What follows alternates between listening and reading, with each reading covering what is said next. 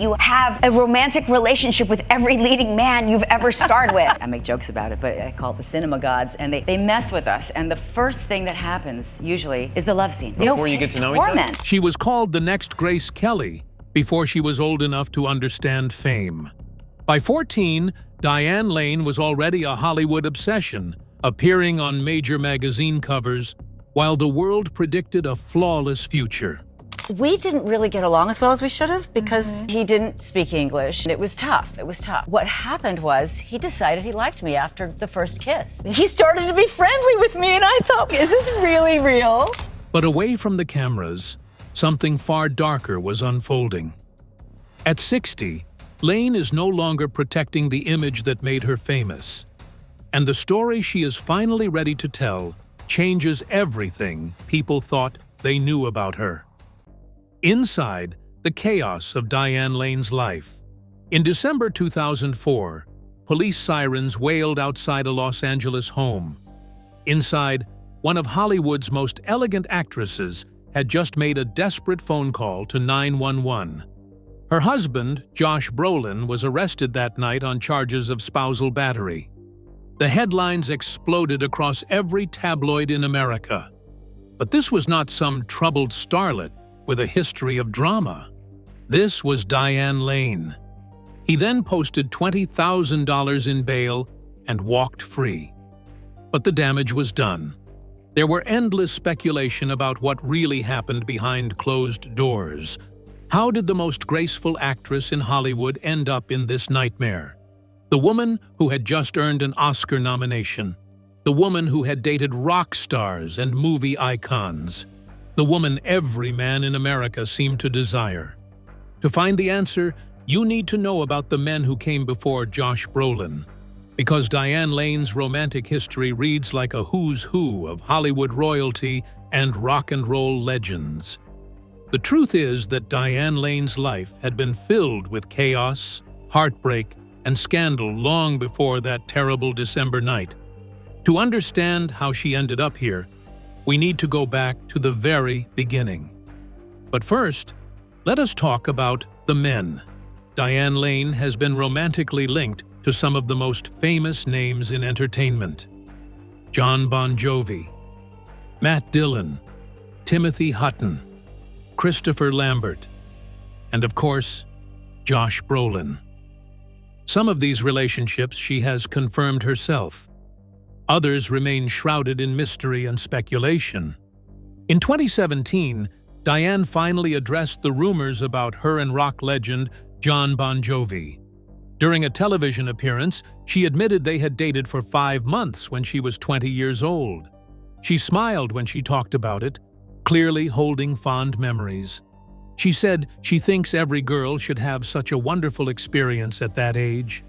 For years, fans had speculated that his massive hit, You Give Love a Bad Name, was written about her. Diane laughed this off, pointing out that she never even wore red nail polish. Before Bon Jovi, there was Timothy Hutton. The talented young actor had just won an Oscar for Ordinary People when he and Diane began dating. She was photographed on his arm at the 1981 Academy Awards as he celebrated his victory. They were young, beautiful, and seemingly perfect together. But like so many Hollywood romances, it did not last. Then there was Matt Dillon. Diane worked with him on 3 different films, and their chemistry was undeniable, both on screen and off. Rob Lowe later revealed that every young male actor on The Outsiders had a crush on Diane. But according to him, she would not give any of them the time of day. Except, it seems, for Dillon. Their brief romance became the stuff of Hollywood legend. These were the romances that made headlines. But they were nothing compared to what was coming. The real drama of Diane Lane's love life began with 2 marriages that would bring her both incredible joy and devastating pain. 2 men who promised her forever. 2 relationships that ended in heartbreak and scandal. But to understand why Diane Lane kept choosing the wrong men, why she kept searching for a love that seemed to slip through her fingers, we need to understand where she came from, because Diane Lane's childhood was anything but normal. In fact, it was the kind of childhood that would have destroyed most people. She was born to a playboy centerfold and an acting coach who could barely pay rent.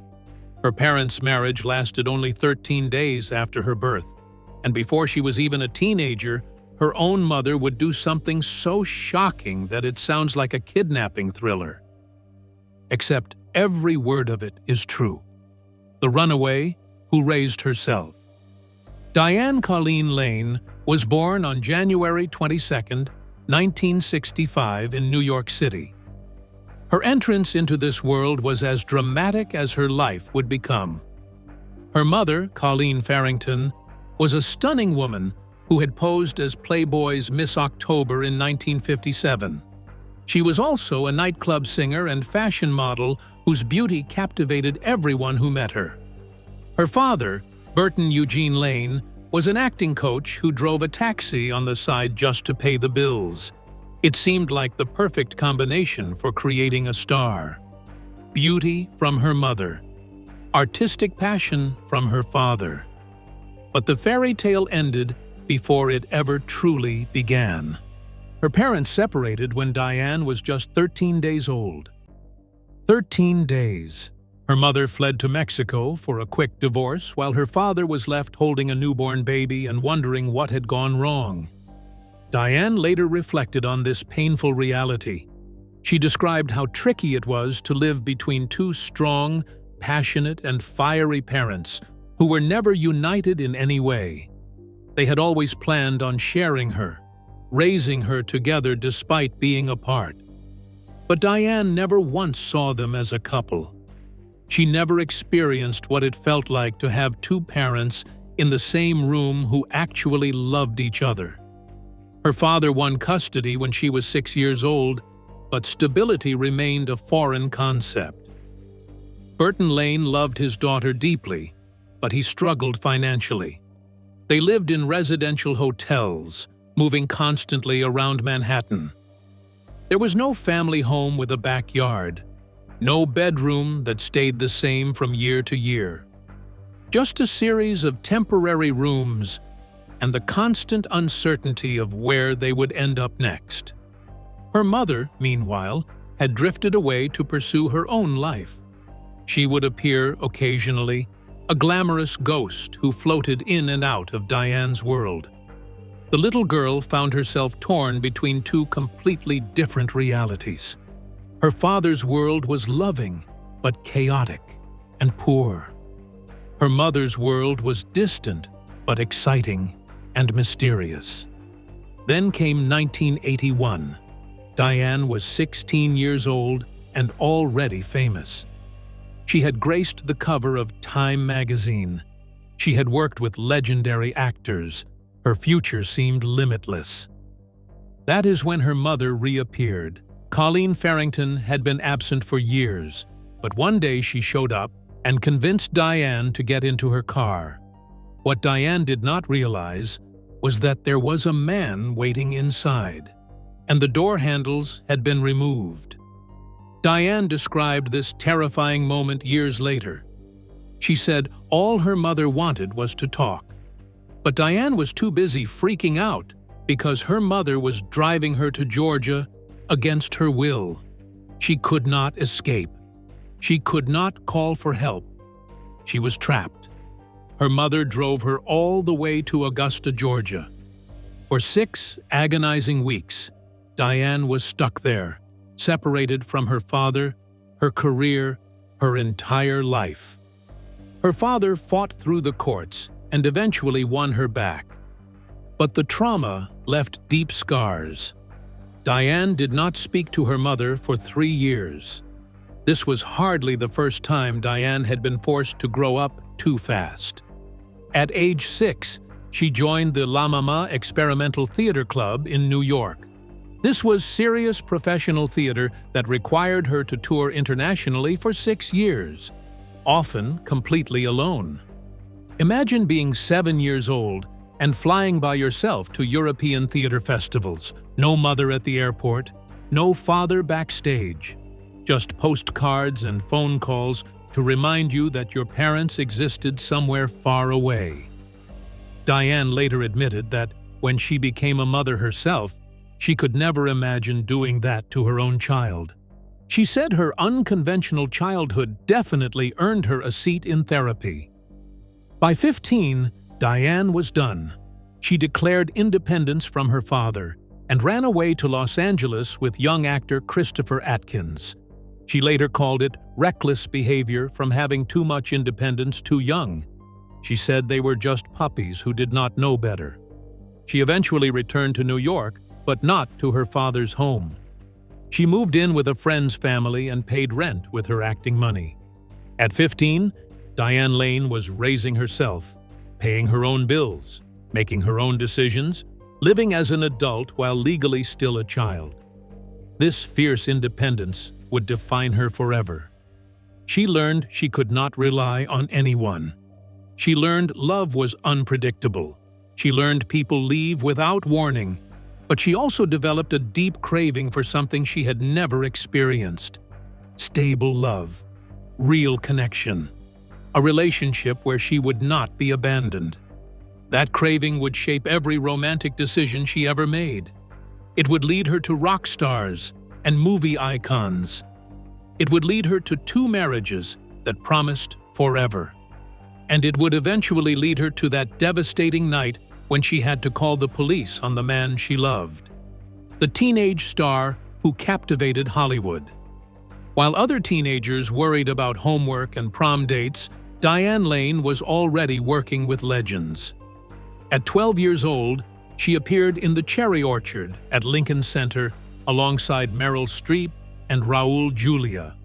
She was a child surrounded by theatrical giants, soaking in everything she could about the craft.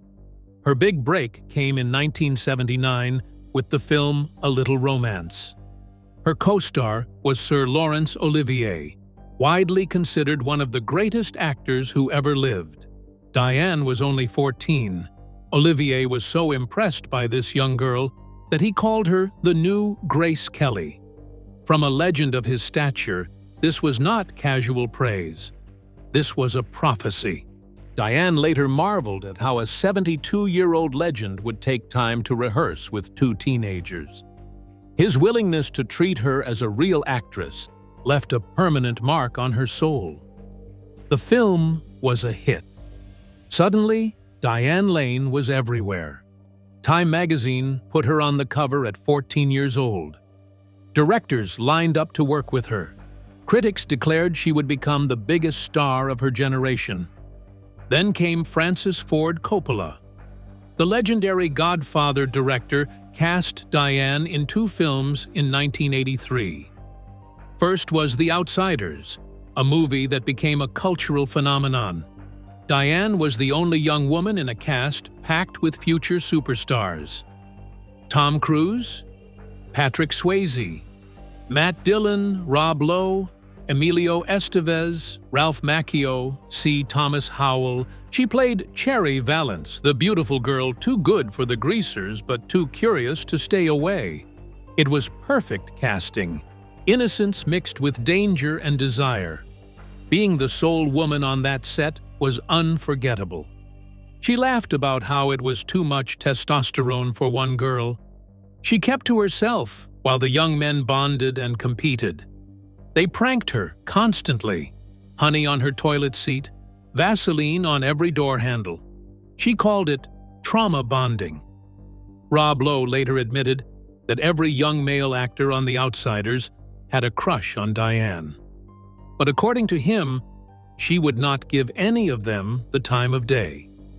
That same year, Coppola cast her in Rumble Fish. This was darker and more experimental than The Outsiders.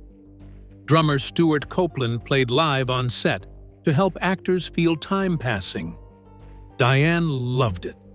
She came from experimental theater and felt comfortable with unconventional filmmaking. Then, disaster struck. Streets of Fire in 1984 was supposed to make her an even bigger star. It flopped. The Cotton Club that same year also underperformed. Diane even received a Razzie nomination for Worst Actress. The painful truth is what she turned down. She was offered Splash, which launched Daryl Hannah. She was offered Risky Business, which made Tom Cruise a superstar. She rejected both to make Streets of Fire. By 20, Diane was exhausted and lost. She questioned whether acting was even what she wanted. She retreated to Georgia to reconcile with her mother, the same woman who had taken her against her will.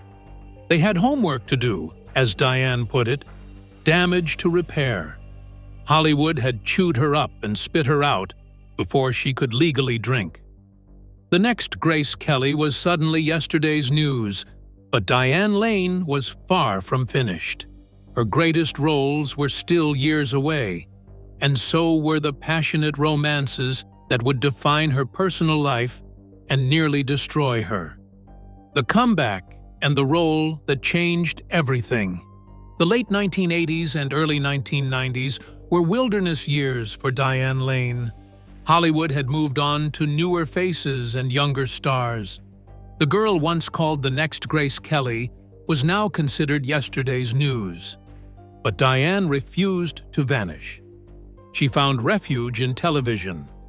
The 1989 miniseries Lonesome Dove earned her an Emmy nomination and reminded audiences she was still a remarkable actress. Critics called it a comeback, though Diane knew she had never truly left. She also battled agents who pushed her toward projects she did not believe in. When they pressured her to take Judge Dredd alongside Sylvester Stallone in 1995, she fought back. She told them to look at Stallone's last 8 movies and tell her what those films did for any woman who appeared in them. The answer was nothing. She fired those agents.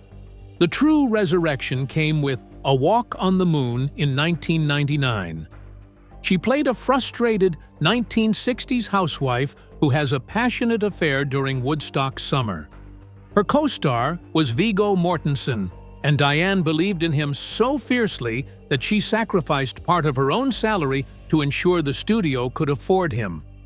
The film was sensual, emotional, and powerful. Diane portrayed a woman torn between duty and desire, between the safe life she had built and the wild freedom she craved. Critics noticed. Audiences fell in love with her again. Then came The Perfect Storm in 2000, which grossed over $328 million worldwide. Diane Lane finally became the household name she always should have been. But the defining role was still ahead. In 2002, director Adrian Lyne cast her in Unfaithful. The film followed a happily married woman who falls into an intense affair with a younger man. It demanded Diane portray desire, guilt, ecstasy, and devastation, sometimes in the same scene. Lyne had seen A Walk on the Moon and knew immediately she was perfect. He said she breathes a certain sexuality but remains sympathetic. That combination is rare and precious. The production was grueling. Diane later revealed she herniated her neck during intimate scenes with co-star Olivier Martinez. He was giving his all, she explained, which meant giving her all his body weight. One scene required her to just lie on the bed because that was all her body could handle. The most famous moment is a train scene where Diane's character relives the affair in her mind. Her face cycles through guilt, excitement, shame, and euphoria in seconds. Critics called it one of the most remarkable pieces of acting in years. One reviewer wrote that for an actress to be so direct takes more than talent. It requires courage. The performance earned Diane her first Academy Award nomination for Best Actress. The nomination arrived at a bittersweet moment. Her father had recently died of cancer. He had seen Unfaithful shortly before passing and told his daughter she had finally rung the bell. When the nomination came, Diane said the only phone call she wanted to make was the one she could not. She wanted to tell her father. Diane Lane had conquered Hollywood on her own terms. She had survived a chaotic childhood, career collapse, and the death of the man who raised her. But while her professional life reached new heights, her personal life was spiraling toward scandal. The passionate romance that awaited her would bring both incredible joy and the most public humiliation of her life: love, marriage, and Hollywood's impossible demands. Diane Lane's search for love was shaped by her chaotic childhood. She learned early that people leave. Trust gets broken. Those supposed to protect you might hurt you most.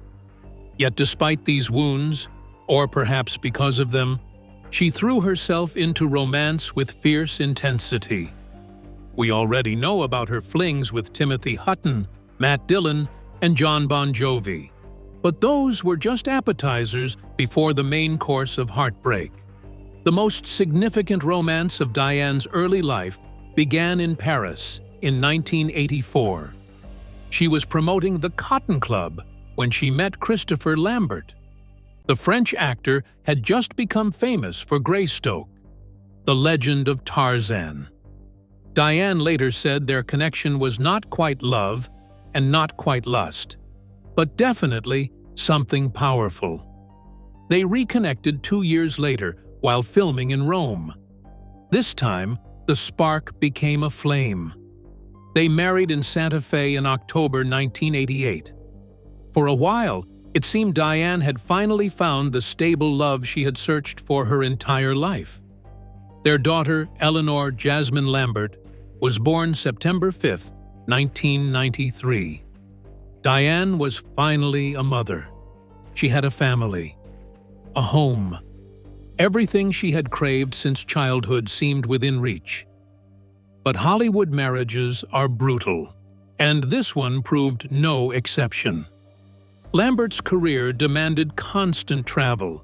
He was gone for months at a time, leaving Diane alone with their daughter. She later admitted she was mostly celibate during her marriage because he simply was never there. She described herself as a nun in heat, waiting for him to return and make her feel wanted. In 1994, Diane filed for divorce.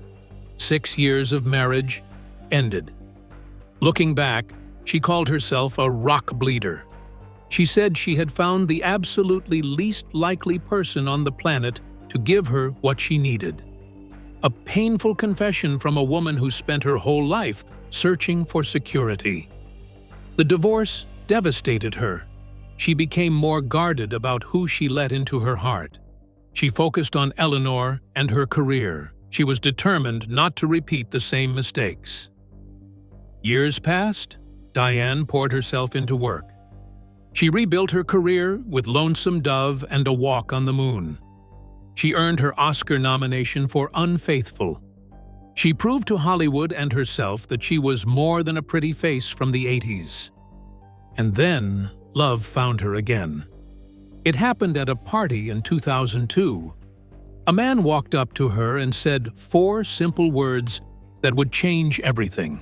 Those words led to a passionate romance, a fairy tale wedding, and eventually the most scandalous night of her life. The night she called the police on the man who was supposed to love her forever. The marriage that made headlines. Diane Lane first crossed paths with Josh Brolin years earlier when he made a film with her, then husband Christopher Lambert. They were acquaintances at best, 2 actors in the same circles who never truly connected. That changed at an after-party for A Beautiful Mind in 2002. Josh walked up to her with a confident smile and said 4 words. "Hi, remember me?" She did. And this time, everything was different. Josh Brolin was rugged, intense, magnetic. He came from Hollywood royalty as the son of actor James Brolin, but he had forged his own difficult path. He had struggled for years in his famous father's shadow before finally breaking through. He had a reputation for being passionate and unpredictable, a man who lived life at full volume, a man who said exactly what he thought and did exactly what he wanted. Diane was drawn to that energy. After years of feeling alone in her first marriage, after years of being guarded and careful, she finally let herself fall. She let herself believe that this time would be different. This time, the love would last. They dated for 2 years. Friends noticed how happy Diane seemed. She laughed more. She opened up more. It appeared that she had finally found what she had been searching for her entire life. Then, on August 15, 2004, they married at Brolin's California ranch. About 70 guests witnessed the ceremony. The bride was radiant. The groom was beaming. It seemed like a fairy tale ending for two people who had both experienced failed marriages and career disappointments. Two survivors who had finally found each other. The fairy tale lasted exactly 4 months. In December 2004, Diane Lane picked up the phone and called 911. She told police that Josh had hit her. Officers arrived and arrested Brolin on misdemeanor spousal battery charges. He posted $20,000 bail and was released. The headlines exploded across America. Josh Brolin, arrested for domestic violence. Diane Lane calls cops on husband. Oscar nominee's marriage in crisis. America's sweetheart in domestic nightmare. The scandal threatened to destroy both their careers and reputations. Diane, who had spent her whole life maintaining grace and dignity, was suddenly tabloid fodder. Photographers camped outside her home. Reporters called everyone she knew.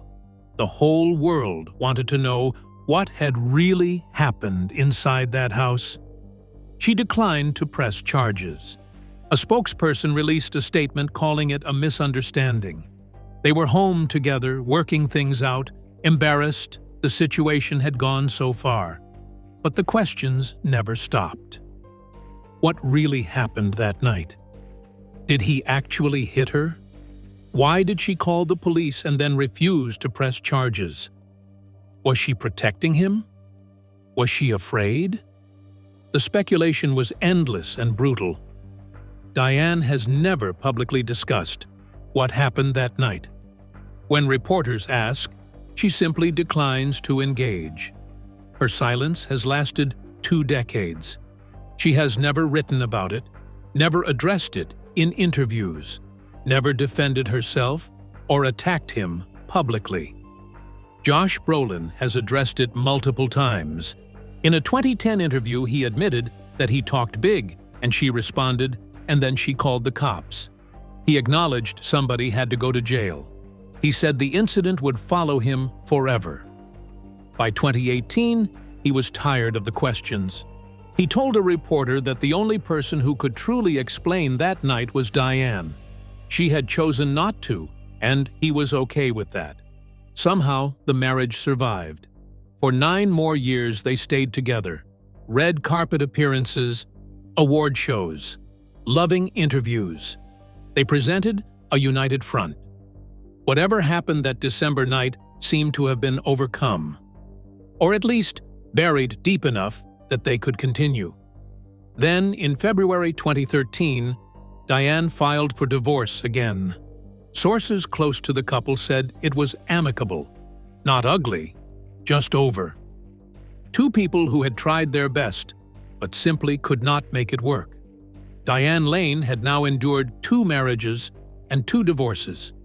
She had experienced Hollywood scandal at its most vicious. Her most private moments had been splashed across tabloid covers for the world to judge. She had been called a victim. She had been questioned and analyzed and criticized and pitied. Through all of it, she maintained her dignity and her silence. She never attacked Josh publicly. She never played the victim for sympathy. She simply moved forward with the same resilience that had carried her through a chaotic childhood and a brutal industry. But something had changed inside her. The woman who emerged from these relationships was fundamentally different from the girl who once searched so desperately for love. The woman who chose herself. At 60 years old, Diane Lane has finally found peace. It did not come from another man. It did not come from Hollywood validation. It came from somewhere she never thought to look. Inside herself. In recent interviews, Diane speaks with remarkable honesty about what 6 decades of living have taught her. She no longer believes in fairy tale romances. She has seen too much, lived too much, lost too much. But she has also learned that love is worth experiencing, even when it does not last. Her career continues to flourish. In 2024, she starred in Feud, Capote vs. The Swans, earning an Emmy nomination. Her talent only deepens with age. Directors still want her. Audiences still love her. Her relationship with daughter Eleanor has become her greatest source of pride.